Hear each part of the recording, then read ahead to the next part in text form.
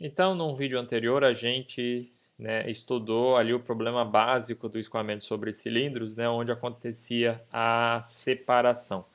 Outra coisa que pode acontecer é a transição para a turbulência. São fenômenos diferentes. A separação é um efeito de pressão e a turbulência é um efeito de viscosidade. Tá? Então, a separação vai ocorrer mesmo se o regime for todo laminar ao longo do cilindro. Tá? O que acontece é que aqui, por exemplo, então a gente teria um escoamento sobre cilindro onde a camada limite é sempre laminar, depois ela separa. Aqui, quando a velocidade é maior, de maneira que aumente o número de Reynolds, e aqui a gente tem o número de Reynolds crítico, vai acontecer duas coisas. Primeiro, a transição, só que a camada limite não separa, e depois a turbulência. Primeiro a transição e depois a separação, perdão. Bom, o que a gente observa é que a transição para a camada limite turbulenta retarda a separação. Por quê? Porque na turbulência já tem já tem mais quantidade de movimento, o escoamento está mais forte, entre aspas. Então a reversão é mais difícil de acontecer. Então é por isso que a separação ocorre mais tarde. A esteira é menor. Bom, baseado nesses efeitos, a gente tem resultados experimentais para o chamado coeficiente de arraste.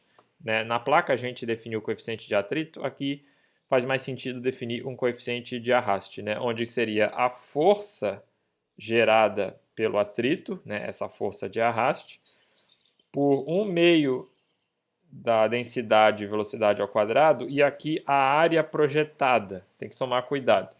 Normal, se a gente vê um cilindro assim, se a gente olha normal, o que a gente vai ver é isso aqui. Onde aqui seria o comprimento e aqui o diâmetro.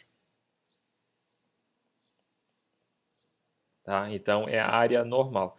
Tá? Então, aqui nós temos resultados experimentais para o coeficiente de arraste em função do número de Reynolds, ao longo de uma faixa bem grande do número de Reynolds, como está colocado aqui. Para o número de Nusselt, a gente tem essa correlação de Hilbert, onde as constantes aqui, elas estão colocadas aqui em função do número de Reynolds. Então, essa curva é ajustada em diferentes faixas do número de Reynolds. Essas propriedades todas, pessoal, a densidade, a viscosidade, o número de Prandtl, a condutividade, sempre na temperatura de filme. A média entre a temperatura de superfície do cilindro e a temperatura com que o fluido chega. Bom, usar essa correlação é um pouco chato, porque eu tenho que ficar sempre verificando qual que é a faixa que eu vou usar.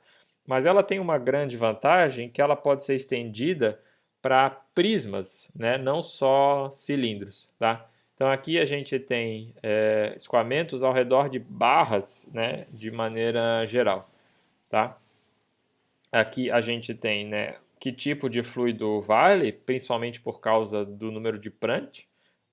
Aqui a faixa de Reynolds, onde essas correlações valem, e aqui é a expressão mais adequada para o número de Nusselt.